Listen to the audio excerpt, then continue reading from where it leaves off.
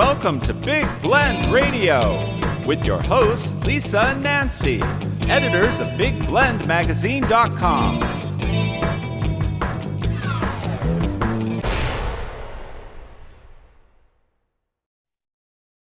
Hey, everybody. Welcome to Big Blend Radio's Nature Connection show. Today, we are so excited to welcome Danielle-Clode. She is a zoologist, a biologist, a natural history author, and an animal expert based at Flinders University in Adelaide, Australia. So that means she gets to see all kinds of cool animals. And I mean, Australia is just magic. Awesome. We're so excited about our new book, too. It is called Koala, A Natural History and an Uncertain Future, which is the sad part. But we're really glad that she's shining the light on these beautiful beings that a lot of us think are all snugly cute. But she's going to tell us a little bit about them, share some insights and things we maybe don't know about with regards to koalas, but also what we can do possibly to protect them as well, especially after the fires that happened a couple of years back in Australia. So anyway, her website is danielleclode.com.au, and that is CLODE, danielleclode.com.au. And of course, you can get it on all websites like Amazon and all that. So welcome to the show, Danielle. How are you? I'm good. Thank you. Thanks for having me. Well, we're excited. Koalas, like I said, you know, we all think, I think most people in our country have mostly seen them in a zoo, and we're lucky to see them in the wild in Australia. You know, sadly, I know you're a zoologist, but I think it's too bad we can't see more in the wild, right? Do you get to see them in the wild in Australia that often?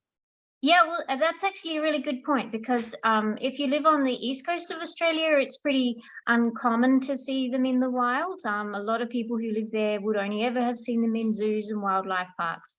Down in the south, where I live, for example, in the Adelaide Hills, they're really very common and quite abundant. So we see them quite regularly in the wild here. And if you know where they are, they're not hard to find. So, but that's a really unusual situation. There's more koalas here than you might normally expect to have. So they're very abundant in some places and very rare in others. So are they really, like, over here, most people say koala bear. They're not bears, are they? No, they're not bears. No, Australians don't tend to call them koala bears. They're just koalas. So they're actually marsupials. So they're quite different from bears and from most other mammals that Northern Hemisphere people are accustomed to. So a lot of Australia's animals are marsupials. So they're pouched animals. So they keep their young in a pouch. So they're a completely different group of animals to the what's called placental or eutherian mammals, like the rest of us. So the other thing with them, you know, regards to them being a marsupial, did I read that they're related to a wombat? They are. Wombats are the closest living relative to koalas. So there's only two types of animals in that group that still survive, but there used to be a lot more in that group. So, you know, a lot of the Australian megafauna, so, you know, you guys had woolly mammoths and saber-toothed tigers and big things like that. We had giant marsupials. So, and there were some relatives of koalas there that were really big. The diprotodons were 2 or 3 ton grazing marsupials. So, no way. Wow. Oh my gosh, I need to come over. That's it. That's so cool. You know, I wanted to touch on, you know, the fires. Obviously, you know, that's going to be, it hurts all animals and wildlife, obviously humans as well. But where are we on that? I mean, when you say in your area, you've got them, you know, they're all over, but then in other areas they're not.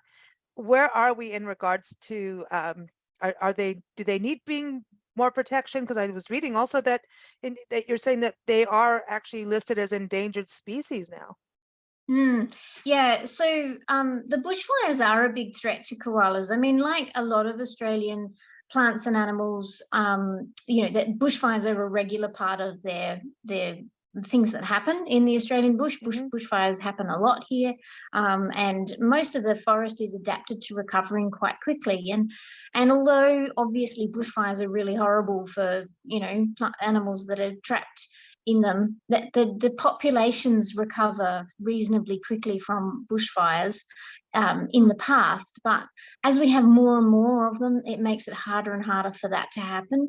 And also the forests are quite fragmented now. It's not, big areas of forest. So you have a fire in one area and other animals could repopulate from an unburnt area. Now the fires burn out the whole forest area, so there's nowhere for them to go. There's nowhere for them to recover from. So that's the big risk of the increasing bushfires. And also burning hotter. I mean, here in the States, we've had some really devastating fires, especially in California, and we've lived through them where, like the sequoia forests, and that's the only place you can really see them growing naturally as an actual forest in the world, in the Sierra Nevada mountains. But they're saying that the fires are burning hotter and really faster, and that's also part of the problem. Is that the same thing in Australia? Yeah, they are more severe. I think more the issue in Australia is that they are more frequent. So that's a problem for forest recovery, because our forests have evolved to recover from fires, but they can't do it if the fires are too frequent. It burns the new growth, and they don't recover from that. But they're also burning in areas that haven't been burnt before. So wet gullies and places in rainforest areas. So areas that haven't burnt are now burning. So a good example of that in the Black Summer fires is that there's some trees called Woolamai pines. I don't know if you've heard of them. They're very, very ancient trees, and there's just a tiny pocket of them left in a wet gully in the mountains where they've been protected from fire for 100 million years. So there've been no fires there. They're very fire sensitive trees, and that's why we have none of them left. And those trees were vulnerable and at risk, and they had to be specially protected so that they didn't get impacted by the fires. So that shows you how the fires are burning in places that they really haven't been burning before, and that's another big risk for fires. So for koalas, their food is basically burning up, right? And I remember doing a school project on koalas.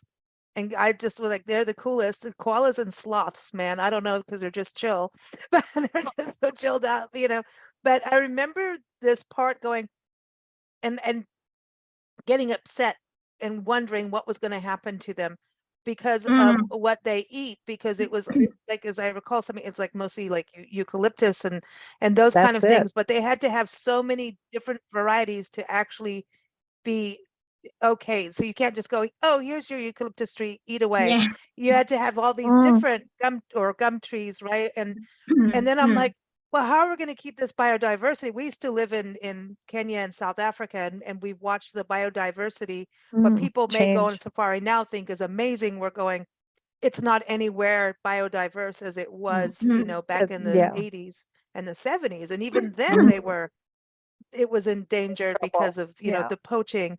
So when it comes to the food source, which I think sometimes we forget when we look at wildlife conservation and in the environment, is the habitat is actually very important. So where are we on that for koalas, and what are they eating? Because it looks like they get happy off their food. Well, you raised a lot of issues there.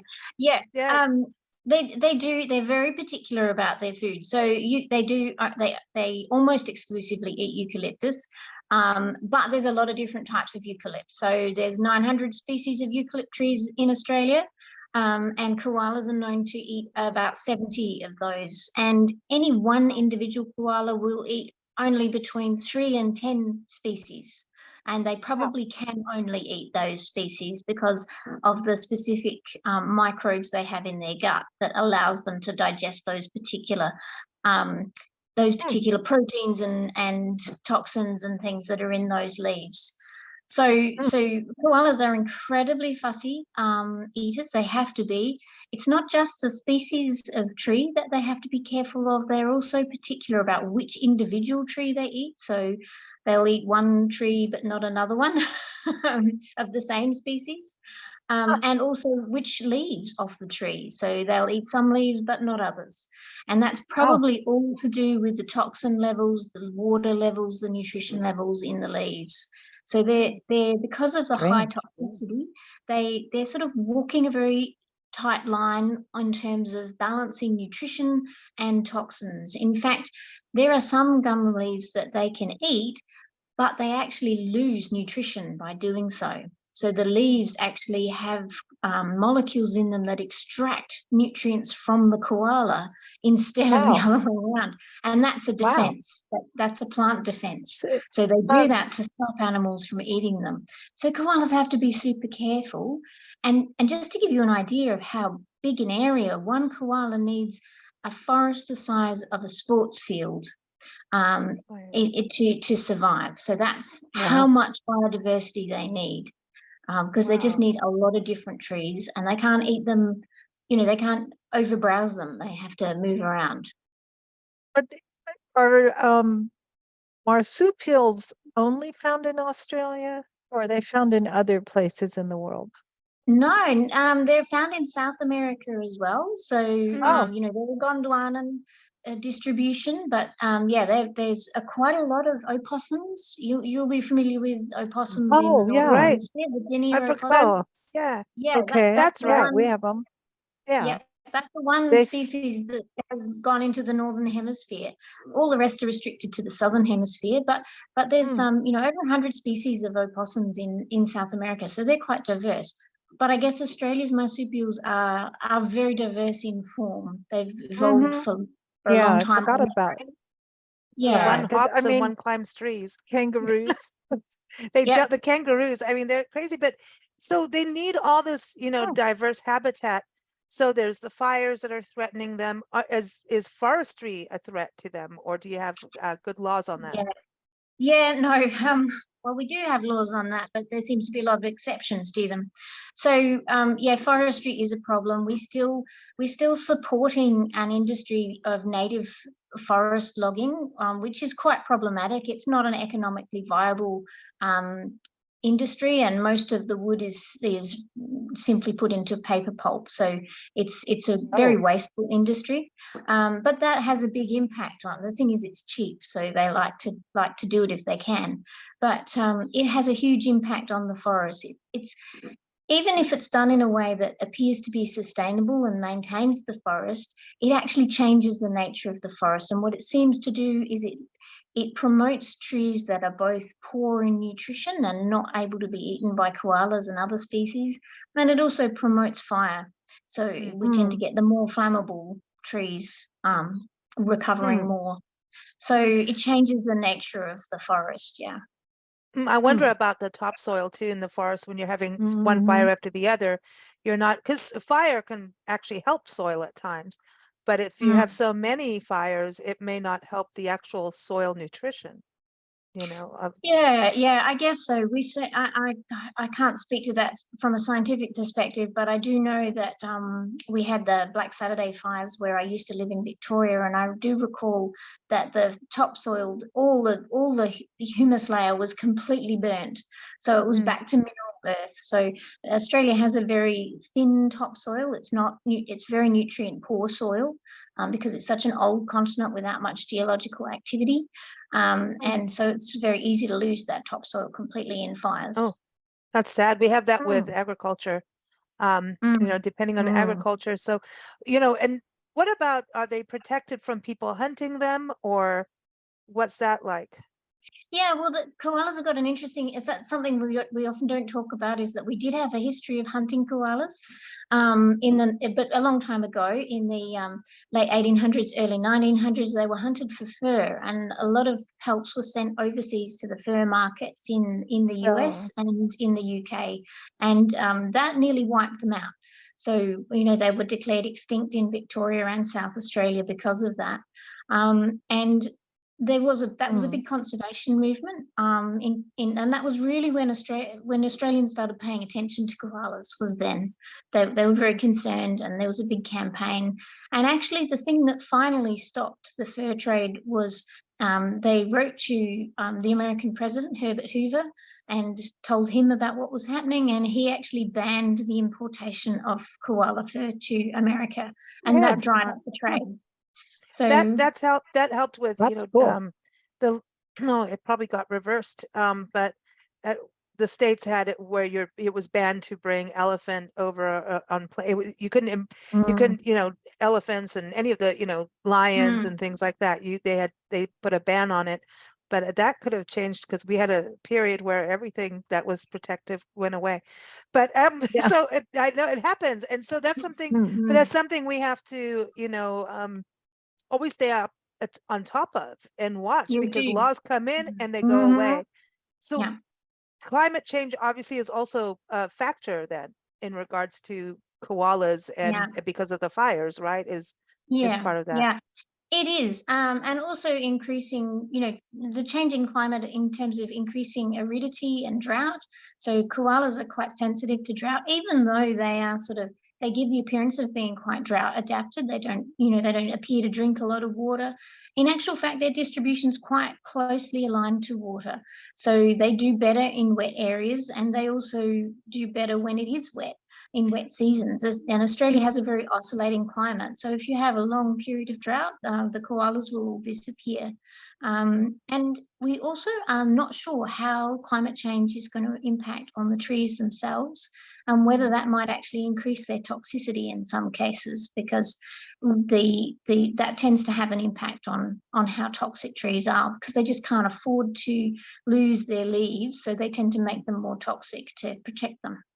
And also don't eucalyptus. I mean, we always say, this country, people started putting eucalyptus in areas that they didn't belong. And it would, when we have a water problem, that's not cool because they really wanted water and they would suck up, like pampas grass sucks up all the water. So is that part of the problem for them too? Is like, if, the habitat really needs water for those kind of trees. Yeah. I mean, blue gums, eucalypt trees are capable of adapting to very dry climates. So that's part of the reason why they've become a dominant species, is because they're good at dealing with dry climates, but they have different ways of dealing with that. And blue gums in particular, which are one of the trees that's colonized other parts of the world highly successfully, is really, really good at sending down really, really deep roots and sucking up lots of moisture. So it does have a tendency to drop the water table, which in some places is a good thing. It's good for salination issues, but in other places it's not. But it's been used for draining swamps in Italy, for example. They plant blue gums. So yeah, they do impact. A big tree will use up water. So that's for sure. exactly why we brought them here in the first place, was to clear the swamps. Yeah, which now we're going, oopsie. Yeah, well, yeah, there's lots of that, isn't there? Yeah. Well, some of the fires we had in California recently, in residential areas, they found out the biggest problem. Like if they didn't plant these gum trees or eucalyptus, then they may not have been impacted by a fire as much. And so they're actually starting to say, hey, we shouldn't be planting these non-natives in our areas, because when things go wrong, they're not helping. Let's put it that way. So that's where I think there's a conversation to be had about the importance of native plants. You know what I mean? That play a role when things get bad. Absolutely. And I mean, in Australia, I live in a bushfire zone. My property is prepared for bushfires. We defend our property against bushfires when they come through. And we can't, much as I love native vegetation and I much prefer to grow Australian trees and plants, I can't have it near my house because it is too fire prone. So I actually have to have a non-native garden in order to protect my property. So we plant deciduous trees and things like that, which are very moist. They need a little bit more water, but it does provide those sort of gardens provide a protection from fires here. So fire adaptation is a very particular thing, and you've got to be really aware of how flammable the plant matter is around your property. And eucalypts close to your house is a very significant factor in house loss in Australian bushfires. Oh, wow. I know that we've been in a number of fires, and cactus helped. Cactus. Yep, I can imagine. Because they're full of water. It really helps properties. And you learn that certain vines that you have, you think, was it vinca? It's so pretty, but it actually turns to hot oil, like creosote plants turn to oil. It's not, it may be pretty, but they turn into their own fuel, like, on top of normal fuel. But So the koalas themselves, I have to ask, their noses are so, I mean, don't we all want to touch a koala bear's nose? And I know you have. Well, So tell us, I mean, is it like a dog's nose? Like, what does it feel like to touch a Yeah, koala bear nose? it's probably it's drier than a dog's nose. They're not quite as drippy as a dog, but that's the gorgeous thing about koalas is it's their greeting is when they greet one another or when they greet a human that they know, they will bump noses. So they oh, bop, cute. call it bop. It's Mm. really gorgeous, as if that animal wasn't gorgeous enough as it was. But So then, okay, so are they if high? oh yeah, I read somewhere a long time ago that they're high all the time. Yeah, that's a myth. Is So it? you Okay. yeah, sorry about that one. Yeah, No, no, that's okay. That's why I asked, because I yeah, remember as a kid being told that koalas are all high. And I'm like, well, okay. But yeah. I yeah. think that's just because they sleep a lot during the day, and they are. If you've seen photos of koalas, you know that they're very relaxed in their Mhm. postures. You know, they sort of flop everywhere, arms and legs in all directions. Ah, So they're very relaxed animals. But no, if you go and poke a koala in a tree and wake it up, you'll find it's not at all high or stoned. It'll react quite quite annoyed and immediately alert. So Oh, yeah, no, mm, they just sleep a lot, and they sleep a lot because they can. You know, people have argued that perhaps they sleep a lot because their food is low in nutrition. It's no lower in nutrition than what sheep or goats eat. mm. They eat the same amount of food. It takes a long time to digest. The issue with koalas is they don't have to be alert for predators in trees. Their anti-predator strategy is to stay still and not get noticed. And they are quite okay. hard to spot in a tree. So having a snooze is a good strategy. And it's exactly the same as your dog or cat does.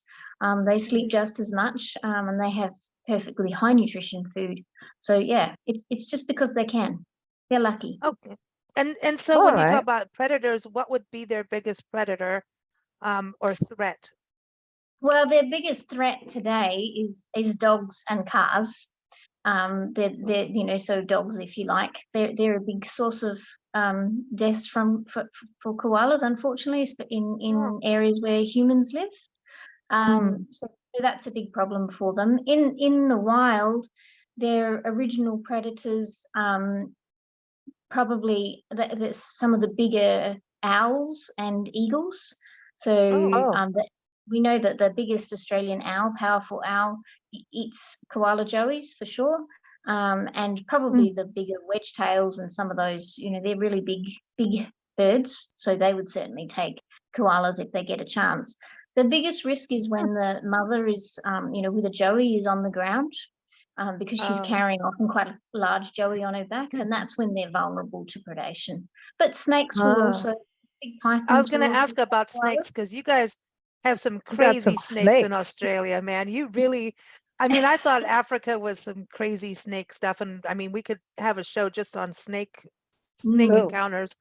Mambas, boomslangs, you name it. We've been through it. yep. Rattlesnakes, yeah, even in this country, obviously, we have our good fair share. But you have crazy. I mean, when are you going to write a book on snakes?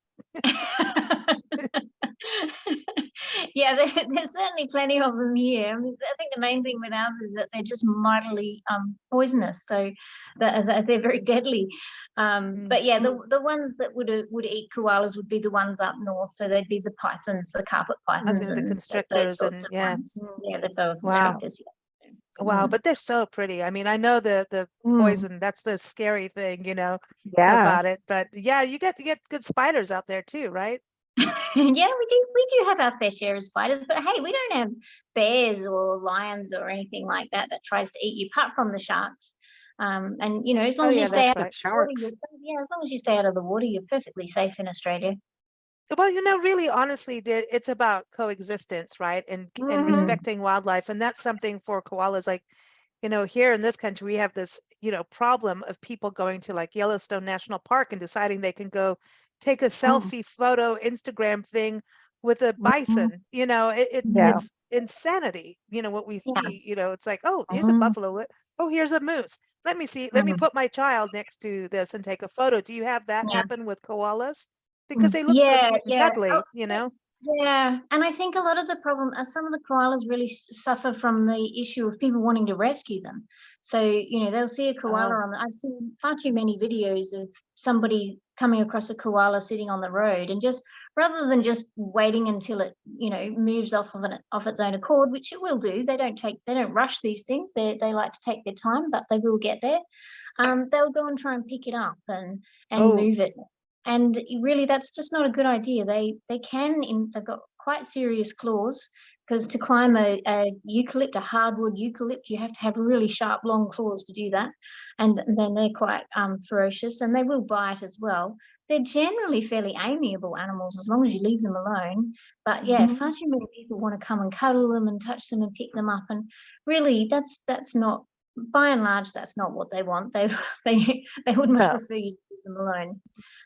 So I always say, if an animal starts moving away or looking away, well, you're probably too close to it. So just stand back. And if it's not paying attention to you, then you're at a good distance from it, and it's happy. Well, I mean, Oh, I that's the love same that. with any wild animal. Really does. They have their you can get so close, and then something's going to happen. They're either going to charge, or they're going to run, or they're Especially if gonna they have do in babies. some way. They do let you know. They Yeah, really I do. actually passed it. And mother koalas are quite defensive of their babies I too. bet. I actually passed one on the road, a mother koala. So I slowed down and waited for her to cross the road with her baby, and she climbed a tree on the side of the road. So she was in the tree, and I continued to drive past. And as I looked in my mirror to see what she was doing, I saw her reach out a big claw and swipe at my car as I went past. Which she was a long distance from my car, but she was obviously quite annoyed with me for being there.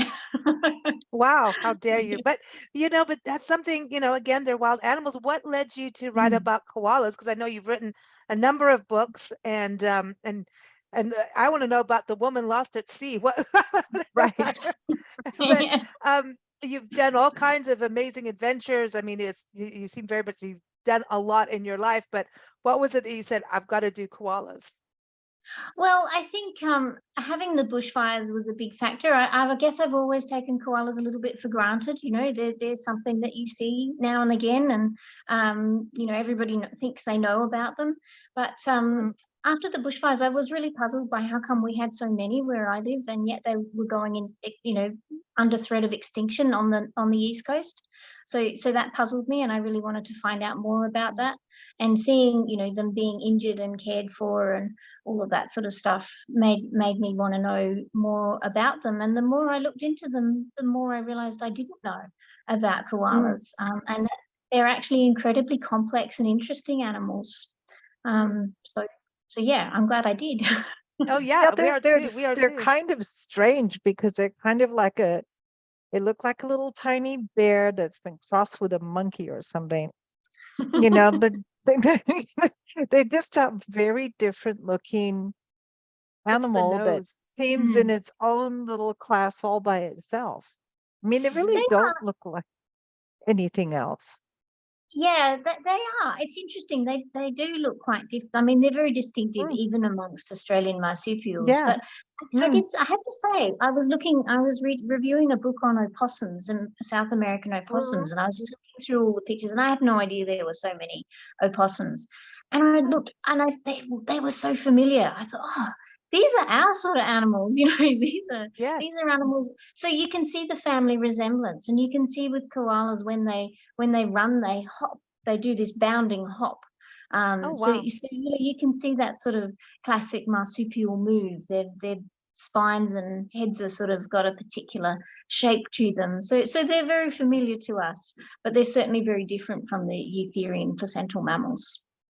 What can we do, as general people, what can we do to help, koalas so they don't, burn up all the, I mean, really, Yeah. it goes back to the climate change and Mhm. planting Yeah. more trees and things, right? Yeah, it does. Look, a lot of people want to help directly by putting money into, koala, funding koala hospitals and things because they are expensive to care for and those sorts of things, which is great. But I really think it is the habitat issue that's the most important thing. So there's there's a lot of organisations that help purchase land and protect it under. We have a lot of state parks and public parks, but the private parks are also important, and putting areas of public land under conservation protection as well. And I know the Australian Wildlife Conservancy, for example, has just started funded a purchase of a koala habitat area in New South Wales to protect some core habitat there for them.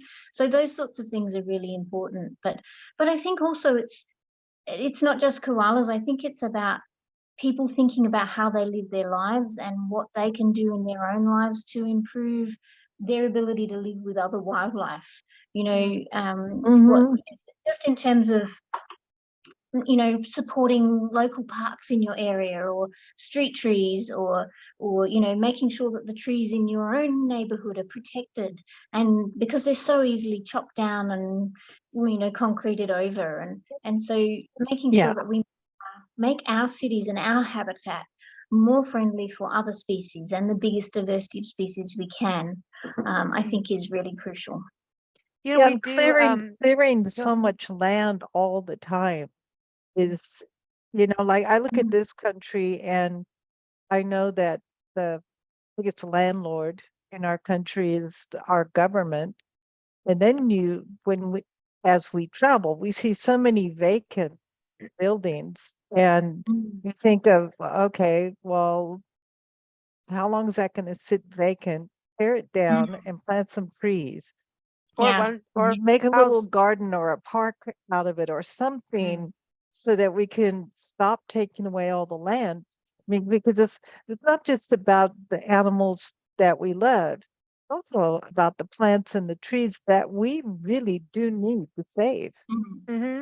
Well, one thing we really advocate, and as we travel the country and see people doing, is there's a National Wildlife Federation in this country, and they have a program called backyard habitats, where it's certified backyard habitats to get people. And I'm hoping more and more businesses do it. Like we know a lot of bed and breakfasts who do it. And it's really cool, because then you're doing native plants or close to it, right? So there's ones that are adaptable, like you're saying. It's not all chalk and cheese, right?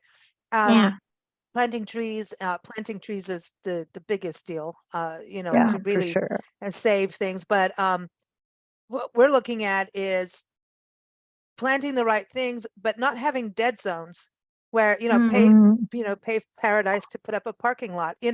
Seriously, we have all these big, it's like how we have these dead zones in the ocean and harmful algal blooms. Well, it's also happening on land, and I think that's part of the habitat problem is we're not looking when we plan things. We just keep adding on instead of going, we need the green spaces.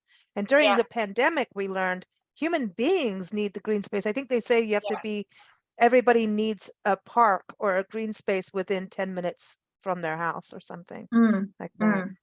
And I think that's a really important issue, and we need to look at the connectivity of the green spaces, and koalas show that really nicely in Adelaide, where the city I live close to. The koalas are actually moving down from the foothills, the forested foothills, into the city, and what they're doing is they're moving along the linear parks that have remained with old gum trees along the creek lines and the rivers. So we've got the big gum trees that are still on those river systems, and they're moving down through those. So wherever that's basically a koala highway for them. They're quite happy to move along the trees. Whereas what we do is when we develop, we break things up and we split everything up with roads, which are our highways, but they're deadly for wildlife, and that's a big problem for koalas, is crossing the road.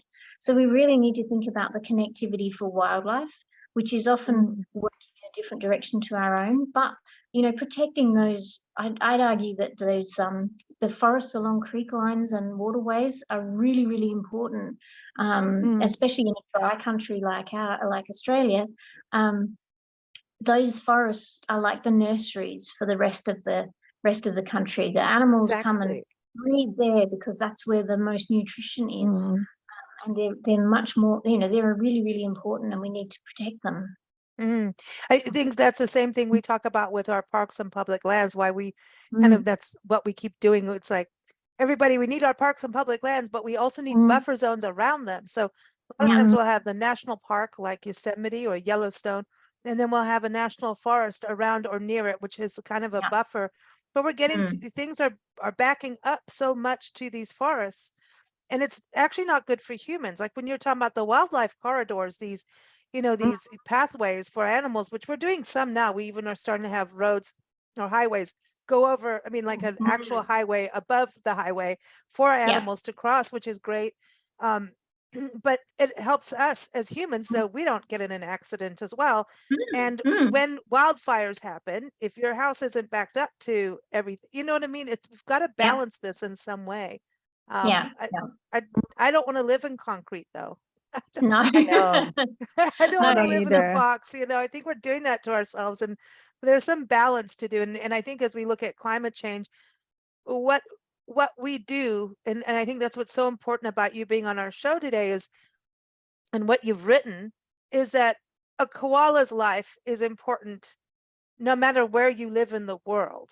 What we do is impacting Australia, and I think that's something we've got to realize with climate change is we're going to have refugees from that. We already do have, and all of these big countries are putting pressure on smaller places too. And that means not just humans, but the animals. So it's like our individual actions really just, if you love koalas, think about what you're doing, because it's true. It's a ripple effect.